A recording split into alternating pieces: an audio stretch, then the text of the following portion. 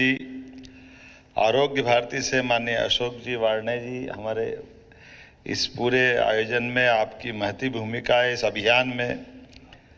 इस अवसर पर माननीय BL मेहरा जी और मंच पे उपस्थित बाकी अन्य अधिकारीगण, मंच के सामने उपस्थित स्वनाम धन्य अलग अलग आयुर्वेद क्षेत्र की सभी हस्तियां, पूरे प्रदेश, पूरे देश और अब देश से बढ़कर दुनिया के अंदर जिस प्रकार का यशस्वी प्रधानमंत्री का ये कार्यकाल 2014 के बाद जिस दुनिया में भारत की जिस ढंग से पहचान बनना चाहिए, मैं वाकई में धन्यवाद देना चाहूँगा मोदी जी का। कितने क्षेत्रों में कैसे काम कर रहे हैं, कहाँ योग और वहाँ से लेके आयुर्वेद तक लगभग 24 देशों से शुरू सफर हुआ। आज विश्व में 150 से ज़्यादा देश आयुर्वेद को अपना के आगे बढ़ रहे हैं। पूरी दुनिया के अंदर आयुर्वेद का डंका बज रहा है। हम कहाँ वो समुद्र मंथन की घटना याद रखें, जब हजारों लाखों साल पहले भगवान का प्राकट्य उस समुद्र मंथन की देव दानवों ने मिलकर के मंथन करते हुए जब अलग अलग प्रकार के रत्न संपदा निकली और अमृत कलश लिए हुए पधारे धन्वंतरी, जिनके लिए दुनिया उस दौर में बाद में ये जो 4 जगहों पे सिम्हस्थ और कुंभकर्ण के नाम से हम उनको जानते हैं, उनकी अपनी गाथा गाते हैं। और वेद और आयुर्वेद में 4 वेद, चारों वेद में से भी अथर्ववेद और ऋग्वेद, इस दोनों के बीच में से अथर्ववेद से स्वास्थ्य से संबंधित सारे मंत्र और आध्यात्मिक ताकत और ऋग्वेद से जोड़ करके ये हमारा उपवेद आयुर्वेद है, जो हमारी आध्यात्मिक यात्रा को इस वर्तमान शरीर के साथ, शरीर मन बुद्धि आत्मा के सामंजस्य के साथ चलाते हुए, वात पित्त और कफ की कहानी सुनाते हुए दोनों का तालमेल जुड़ाता है। ये वाकई अद्भुत लीला है, परमात्मा की कृपा है। हमारे बीच इस शरीर के अंदर के नाना प्रकार के रहस्यों से हम अभी उस तरह से जानने के लिए आगे बढ़ते हैं, लेकिन टाइम लगता है।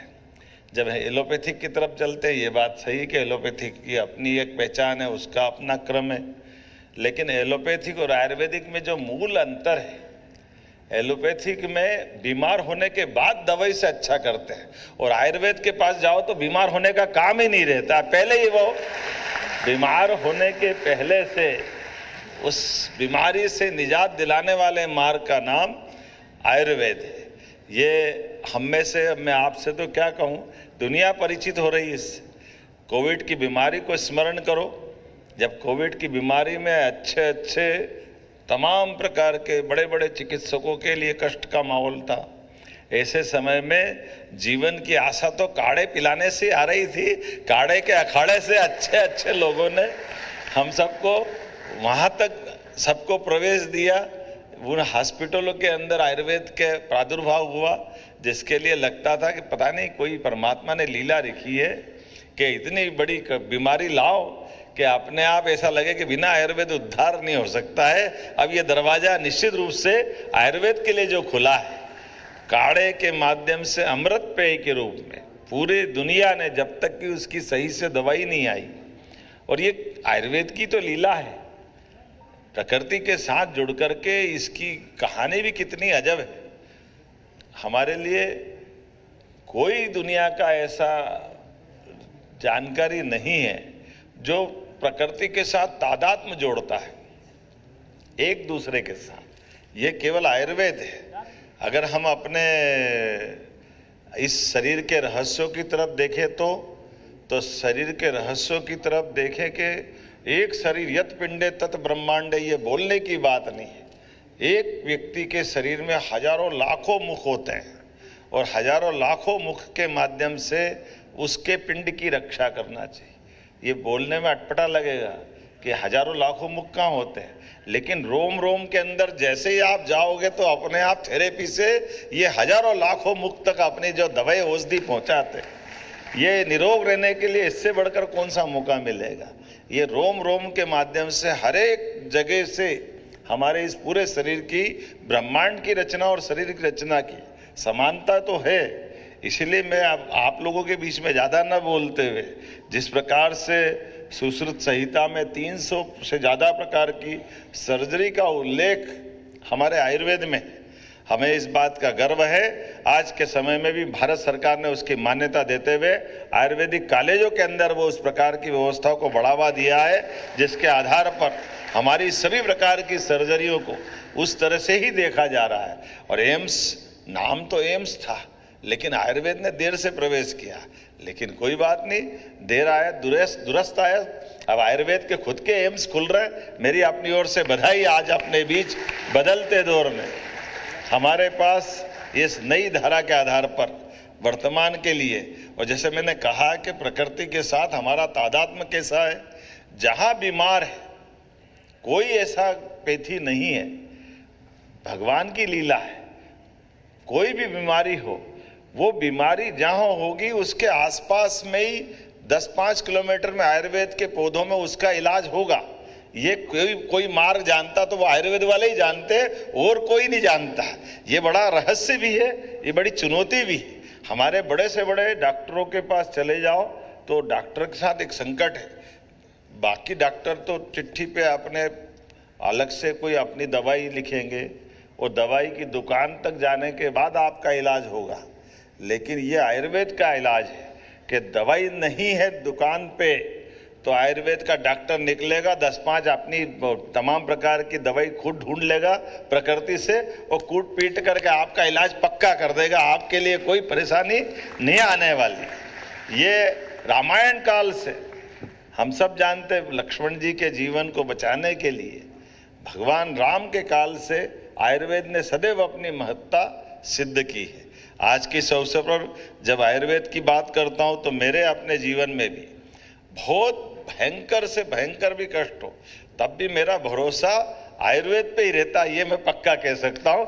आयुर्वेद के बाहर नहीं जाता। आयुर्वेद के माध्यम से आज भगवान की दया से, आयुर्वेद के संपर्क में आने से, वैसे बोलना नहीं चाहिए, लेकिन भगवान की दया है, ना चश्मा लगा है, ना बीपी है, ना शुगर है, ना कोई दूसरी बीमारी है। 60 के पार तो हो गया हूँ, लेकिन ये परमात्मा की दया।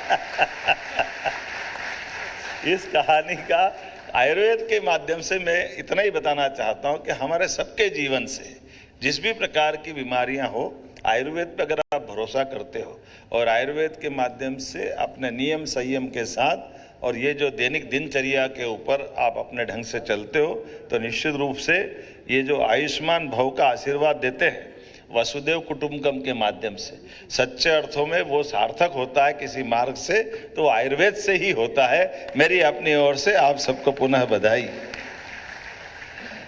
जब अपन आयुर्वेद की बात करते तो धनतेरस से जुड़ी हुई कहानी थी, और ये बात भी सही कि हमारे सुखों की तुलना में पहला सुख निरोगी काया से बात कही है। सुख के तो बहुत प्रकार है, लेकिन सुख में शरीर का सुख सबसे बड़ा सुख है, और सबसे बड़ा सुख आता है तो ये धनतेरस से जोड़ के भी देखते हैं कि धन बाद में आएगा, धन का करोगे क्या, शरीर लायक नहीं तो ये धन धरा रह जाएगा। ऐसे में धनतेरस से धन्वंतरी की उत्पत्ति मानी है, लेकिन धनतेरस तिथियों के आधार पर बदलती रहती है।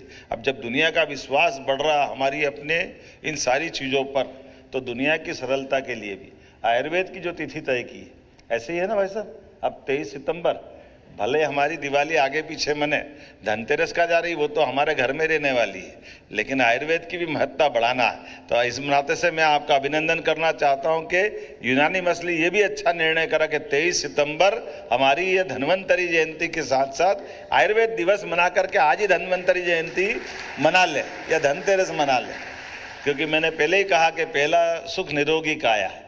तो ये जो हमारे सुख के साथ जो शरीर की चिंता करने का भाव है, इस आधार पर 23 तारीख के दिन आज हमने ये विशेष बात भी है कि आज दिन और रात भी बराबर रहते हैं, 23 सितंबर। और अभी तो हमने अपने सरकार के माध्यम से वैदिक घड़ी की भी स्थापना करी है, और वैदिक घड़ी के अंदर भी इसी बात की महत्ता है। वैदिक घड़ी का अगर संक्षेप में कोई अर्थ समझेगा तो मैं इतना ही बताना चाहूँगा कि दिन और रात दोनों के लिए कितना सरल सिद्धांत है। अगर दिन गिनोगे तो आज के सूर्योदय से कल के सूर्योदय तक होना चाहिए, तो दिन तो तभी होगा ना। अब दिन तो पूरा मान लेते हैं अंग्रेजी हिसाब से, और रात आधी निकालते हैं, तो ये 18 ही तो घंटे हुए, फिर 6 घंटे कहाँ जाने वाले, उसमें क्या हो रहा है? नहीं, दूसरा दिन लग गया। कैसे लग गया भाई? दुनिया में कौन सा ऐसा प्राणी है जो रात की 12 बजे बाद उनकी दिनचर्या चालू होती? कोई नहीं है। तो इसलिए ये जो वैदिक टाइम टेबल का कैलकुलेशन है, ये पूरा सिद्धांत तो उसी आकलन से है जब हमने कहा कि हमारा 1 घंटा अंग्रेजी हिसाब से 60 मिनट पे होगा, लेकिन वैदिक समय तो 48 मिनट का ही होगा। जैसे हम 48 मिनट पे आते हैं तो ये 15 मुहूर्त हो जाते हैं, सुबह सूर्योदय से शाम के सूर्यास्त तक, और 15 ही मुहूर्त रात के रहते हैं। तो 15-15 30, तो 30 मुहूर्त अपने आप मिल जाते हैं। तो ना रात घटी ना दिन बढ़ा, रात भी बराबर दिन भी बराबर, और आज के सूर्योदय से कल के सूर्योदय तक। और इसीलिए उससे आगे बढ़कर केवल सूर्योदय नहीं, नक्षत्रों की गणना भी की गई, 12 राशियों के साथ भी। तो ये सारी चीजों का असर हमारे प्राचीन ज्ञान विज्ञान से आता है। तो प्राचीन ज्ञान विज्ञान को समझते समझते शरीर विज्ञान को भी समझाना, यही तो आयुर्वेद है। इसके बाहर क्या है? हर एक चीज का असर अगर कहीं से निकलता है, हर एक परिस्थिति का परमात्मा ने जो चक्र बनाया है, इसलिए सभी ऋतुओं के लिए, ऋतुओं के आधार पर इलाज की बात अगर कहीं की गई है तो आयुर्वेद के माध्यम से की गई। हर ऋतु का आनंद है। मौसम 3 हो सकता है, लेकिन ऋतु तो 6 हो सकती है, और ऋतुओं के आधार पर पूरे वर्ष की गणना और कितने प्रकार से इलाज करते हैं। वैसे आपने कहा ही है, हमारी सरकार के माध्यम से बोलने के लिए तो बहुत बोल सकता हूँ, लेकिन आज के इस अवसर पर घर घर में आयुर्वेद कितना अंदर तक घुसा हुआ है कि अपने किचन में जब तक हल्दी नहीं डले तब तक सब्जी और दाल का मजा नहीं आता है। ये आयुर्वेदिक का तो आनंद है। ये इसी प्रकार से तो है, हमारा किचन भी पूरा नहीं होता है। घर के खाने पीने से लेकर सभी चीज, दादी माँ का बटवा, अपने घर में बीमारी की कोई हल्दी की पट्टी लगाने वाली वो पुरानी कहानी, वो सारी चीजें हमको याद दिलाती है कि शरीर के साथ होने वाली घटनाओं में घर में ही दवाई भी मौजूद है, घर में इलाज मौजूद है। पानी की पट्टी से लेकर अब जल नीति भी करा लेते हैं। आयुर्वेद और प्रकृति का ऐसा तालमेल है, ये कोई बाहर नहीं है, एक दूसरे से जुड़ा हुआ पक्ष है। मैं आज के इस अवसर पर एक बार फिर, जो समय बदल रहा है और समय बदलते के साथ आयुष मार्ग, आयुष वीजा, ऐसे कई प्रकार की आज के समय में, जब ग्लोबलाइजेशन का समय चल रहा है, इसमें बहुत संभावना बन गई। और इसीलिए आयुष डिपार्टमेंट के माध्यम से हमने बाकी इलाजों की करने वाली पद्धतियों में आयुर्वेद का भी वही महत्व स्थापित किया। और जब हम अपने मध्य प्रदेश की तरफ देखते हैं तो मध्य प्रदेश के अंदर तो वास्तव में हमारा परमात्मा ने प्रकृति का कितना सुंदर परिवेश दिया है हमारे लिए। हमने कहा कि आयुर्वेदिक कॉलेज खुलना चाहिए, तो जहां हमारी प्राकृतिक सारी आबो हवा है, सारी वनस्पतियां हैं, दुनिया भर से इस मार्ग से भी चल करके बड़े पैमाने पर हमारे क्षेत्रवासियों का, वहाँ के निवासियों का और विदेशवासियों का, सबके लिए वो अवसर देने के लिए, इसलिए हमने सरकार बनने के साथ ही कहा है कि हमारे यहाँ अपने राज्य के अंदर कितने मेडिकल कॉलेज खुलेंगे आयुर्वेद के। और पहली बार आज की स्थिति में 1 साल में 8 मेडिकल कॉलेज खोल करके ये हमारे संकल्प की पूर्ति कर दी है कि लगातार कोई संकोच नहीं, आयुर्वेदिक मेडिकल कॉलेज खुले।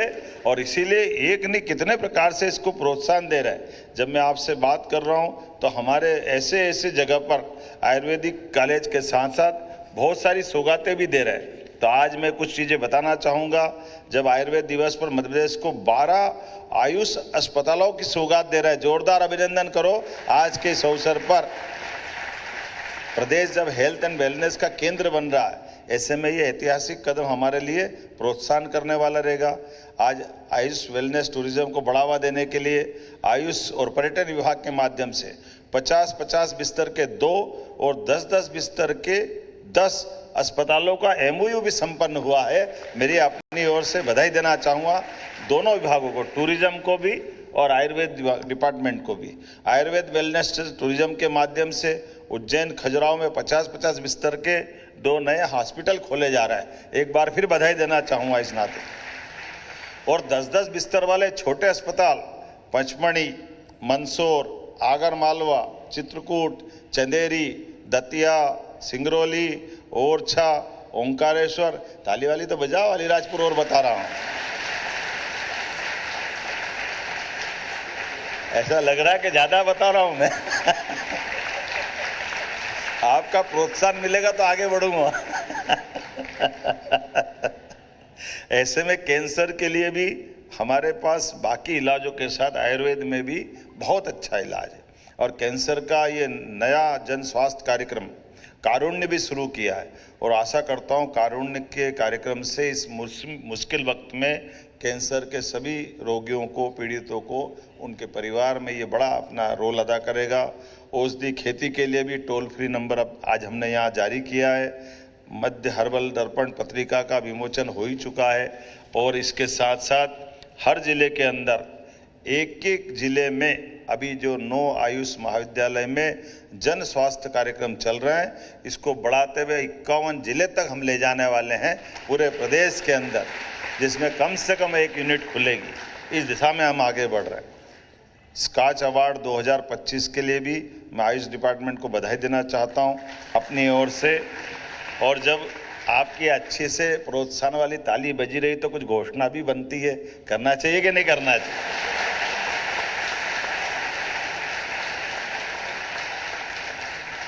तो स्नातक और स्नातकोत्तर पाठ्यक्रम में प्रदेश में दोनों डिपार्टमेंट की दृष्टि से ये जो हमारे शैक्षणिक और गैर शैक्षणिक पदों की पूर्ति करते हुए नए पदों का सृजन करते हुए इसमें हम संख्या बढ़ाने जा रहे हैं। विभाग को बधाई देना चाह रहा हूं। आयुष विभाग के समस्त आयुष चिकित्सा अधिकारियों को 6600 ग्रेड पे में आते हैं, उन्हें वरिष्ठ पद नाम देते प्रथम श्रेणी का बनाने की घोषणा करता हूं।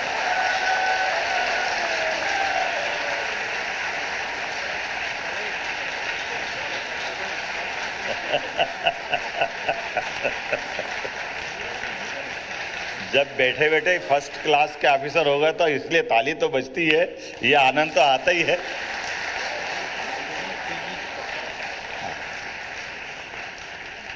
स्वास्थ्य विभाग की तरह आयुष विभाग के विशेषज्ञ और चिकित्सा अधिकारियों को शैक्षणिक संवर्ग के समयमान और चयन वेतनमान DSCP योजना लागू की जाएगी।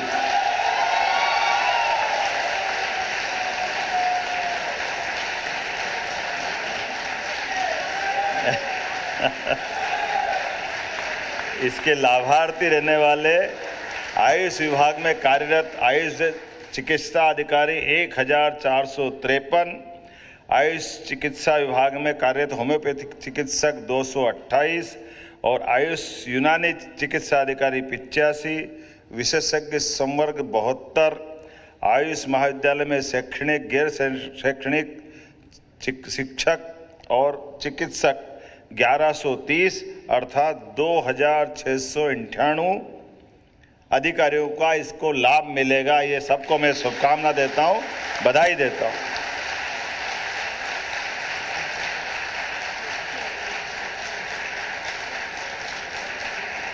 जब आपके तालियों के आनंद आ रहा तो थोड़ा सा और हाथ लाल कर लो। आयुष फार्मेसियों को भी सशक्तिकरण करने की घोषणा करता हूं। इसी के साथ साथ स्नातकोत्तर उपाधि धारक आयुष चिकित्सक अधिकारियों के लिए 3 अग्रिम वेतन सुविधा भी जो 2005 से समाप्त कर दी गई थी, उनको पुनः लागू करने की घोषणा करता हूं। इससे 300 आयुष चिकित्सकों को लाभ मिलेगा। अब आज ही सब घोषणा मत कराओ, अगली बार के लिए भी रख लो। लेकिन एक बात जरूर है, हमारे सारे आयुर्वेदिक कॉलेजों के अंदर जब यूजी हो रहा तो पीजी ने क्या बिगाड़ा, तो सारे कॉलेजों में पीजी कराने के लिए हम अपने तरफ से घोषणा करते हैं। सारे कॉलेजों में पीजी भी बच्चे पढ़ने के लिए मौका पाएंगे और कोशिश करेंगे आयुर्वेद के माध्यम से देश में सबसे बेहतर आयुर्वेद की पढ़ाई और आयुर्वेद की संभावना वाला राज्य अगर कोई बनेगा, निश्चित रूप से मध्य प्रदेश बनेगा। इस भावना के साथ आप सबका अभिनंदन, बहुत बहुत धन्यवाद। हार्दिक धन्यवाद माननीय मुख्यमंत्री महोदय। आज विश्व आयुर्वेद दिवस पर इतनी सारी घोषणाएं करने के लिए, इतना सारा लाभ इन सभी को प्रदान करने के लिए तालियां एक बार जोरदार माननीय मुख्यमंत्री जी के लिए। संतोष और खुशी के भाव इन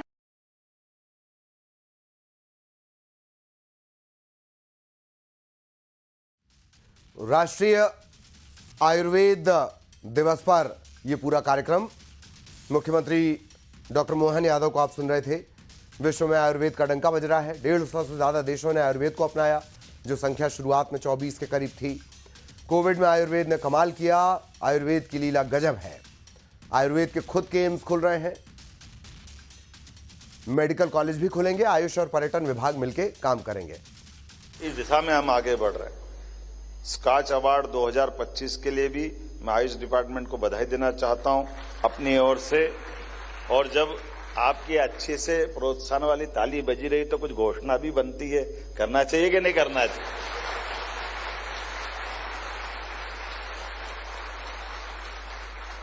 तो स्नातक और स्नातकोत्तर पाठ्यक्रम में प्रदेश में दोनों डिपार्टमेंट की दृष्टि से ये जो हमारे शैक्षणिक और गैर शैक्षणिक पदों की पूर्ति करते हुए, नए पदों का सृजन करते हुए इसमें हम संख्या बढ़ाने जा रहे हैं। विभाग को बधाई देना चाह रहा हूं।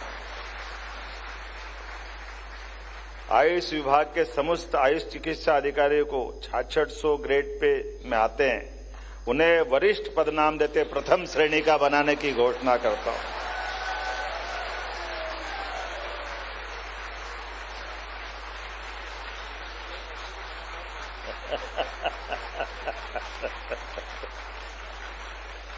जब बैठे बैठे फर्स्ट क्लास के ऑफिसर हो गए तो इसलिए ताली तो बजती है, ये आनंद तो आता ही है।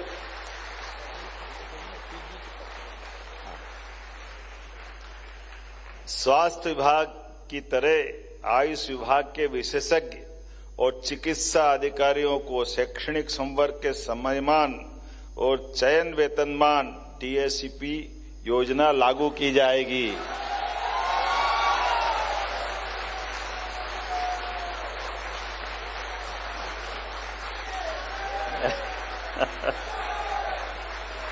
इसके लाभार्थी रहने वाले आयुष विभाग में कार्यरत आयुष चिकित्सा अधिकारी 1453, आयुष चिकित्सा विभाग में कार्यरत होम्योपैथिक चिकित्सक 228 और आयुष यूनानी चिकित्सा अधिकारी 85, विशेषज्ञ संवर्ग 72, आयुष महाविद्यालय में शैक्षणिक गैर शैक्षणिक शिक्षक और चिकित्सक 1130 अर्थात 2698 अधिकारियों का इसको लाभ मिलेगा। ये सबको मैं शुभकामना देता हूं, बधाई देता हूं।